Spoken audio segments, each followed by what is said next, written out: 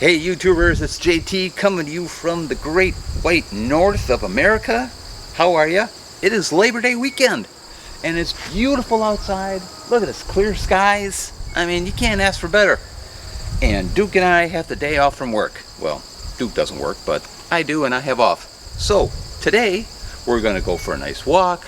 We're gonna spoil ourselves at a fast food joint and pig out. And then we're coming back and we're gonna tackle the GTO. So what are we gonna do? Well, if you watched the last video, I told you that we are gonna work on the sound system. Right now I have a amp and 2 speakers and a nice radio, but the sound sucks. Especially with a loud muscle car like I have, you just can't hear the good sounds that are coming out of the radio. So I'm gonna try to improve things. I'm going to deaden the sound with more soundproofing. I'm gonna put in a subwoofer, and this is a bad boy, 1000 watt Kenwood 12-inch subwoofer, and I'm going to double the sound of the amp by bringing it up to 1000 watts. I might even put in 2 more speakers in the back shelf. I'm not sure yet, but come along, I'll show you how it works. I'll give you diagrams as far as how to set up an amp with speakers and your radio, and we're going to have a good time today. So stay tuned.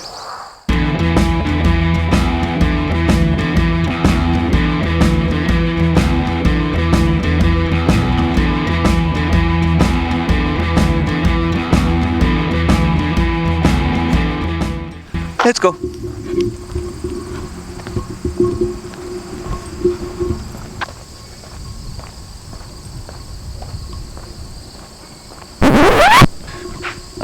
You know what? Actually, what we should be doing, before we go, we should wash the car. It's dirty. I haven't even looked at it, but I'm sure it's dirty. So, time to wash the car.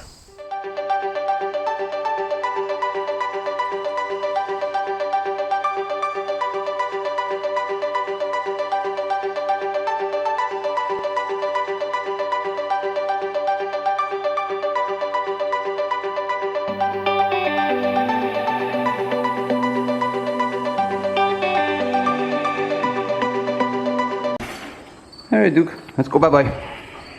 Duke and myself, ready to go out, have a burger or 2, have fun. Duke's favorite thing to do is to hang his head out the door, like your average common dog does.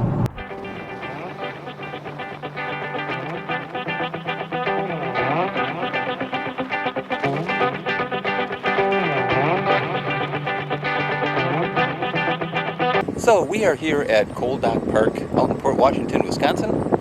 I'm just showing you the beautiful scenery here out in Lake Michigan on a beautiful clear day. You know, this has nothing to do with the GTO, but hey, enjoy, because it shows you I have a life outside of that damn car.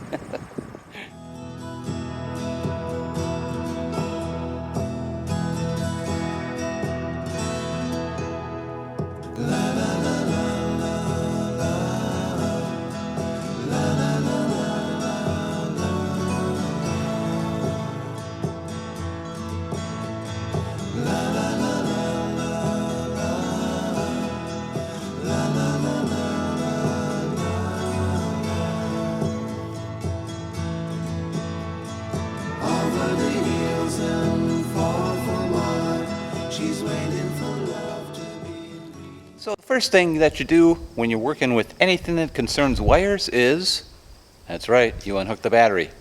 That way you don't get electrocuted or shocked like I usually do. So let's do that. I said we're going to tackle this 2 ways. Number 1, we're going to deaden the sound in the car.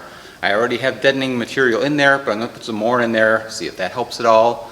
I could use a decibel meter to measure, you know, whether it's quieter than it was before, but I'm going to try it anyway, so why even measure it?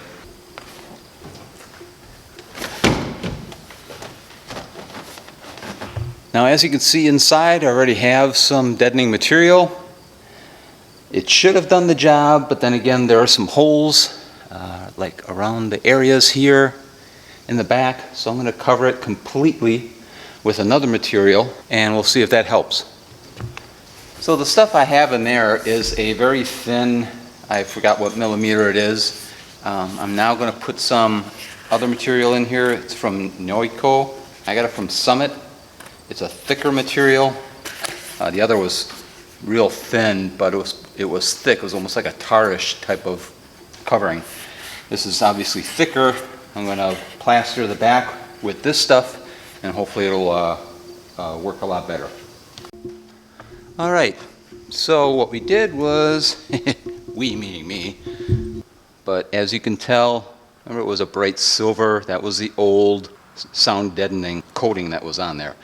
Also, I tried the shelf speakers that I bought. I bought some Pioneer 2000, TS2000 Pioneer shelf speakers for the back. And unfortunately, because of my windows being so close, my shelf is not very wide, and they fit, but they stuck out still toward the seat. So I'm not going to put those in there, unfortunately.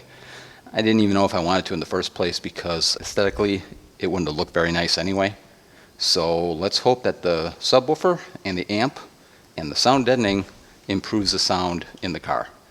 I'd like to take out the bottom seat, and I don't remember how I put it in, but I'm having a hard time getting it out, and I'd like to put some more deadening in there. I'm going to try it one more time, try to get that seat out.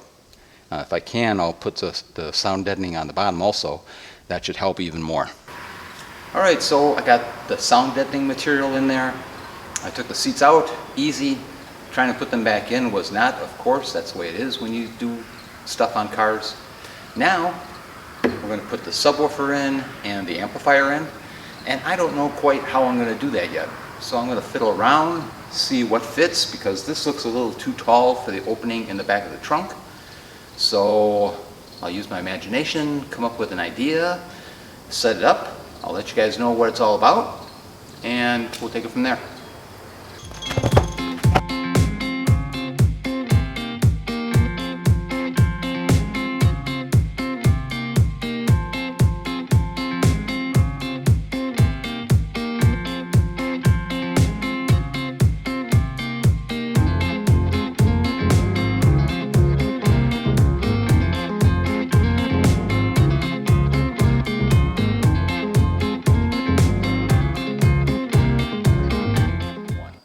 So the bolts are in, which is my bolt, and putting deadening material in your car along with a subwoofer does help the overall sound of your car a great deal. I enjoy it a lot. I can notice a great difference, and for you guys restoring your muscle car, I suggest, if you're in the stages of remodeling or restoring your car and the interior is not in, first of all, run some wires from the dash to the back, and then lay your carpet and your seats and everything else.